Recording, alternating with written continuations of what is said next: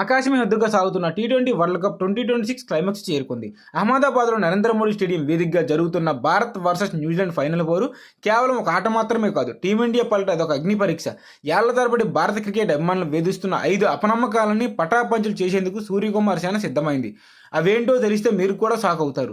Defending champion శాపం తిరగరాసే వేళ. T20 ప్రపంచ కప్ చరిత్రలో ఇప్పటివరకు ఏ జట్టు కూడా వరుసగా 2 సార్లు టైటిల్ గెలవలేదు. కనీసం డిఫెండింగ్ ఛాంపియన్ కూడా మరుసటి ఏడాది ఫైనల్కు చేరిన దాఖలా కూడా తక్కువే.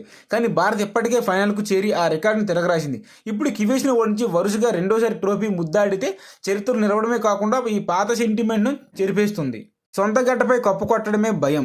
మరో విచిత్రమైన విషయం ఏంటంటే టీ20 వరల్డ్ కప్ ఆతిథ్యం ఇస్తున్న ఏ దేశం కూడా ఇంతవరకు తమ సొంత గడ్డపై ఛాంపియన్గా అవతరించలేదు. ఈసారి భారత్ ఆతిథ్య దేశంగా ఉండి ఫైనల్ ఆడుతుంది. కివీస్ను మట్టి కరిపిస్తే సొంత ప్రేక్షకుల మధ్య కప్పు అందుకొని తొలి దేశంగా భారత్ సరికొత్త రికార్డు సృష్టిస్తుంది. అహ్మదాబాద్ ఫైనల్ చేతి జ్ఞాపకం.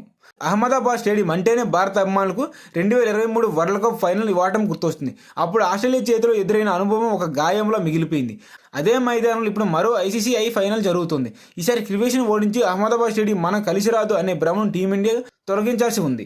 కివీస్ గండం టీ20 వరల్డ్ కప్ చరిత్ర. అత్యంత భయంకరమైన గణాంకం ఏంటంటే టీ20 వరల్డ్ కప్లో న్యూజిలాండ్పై భారత్ ఇప్పటివరకు ఒక్కసారి కూడా గెలవలేదు.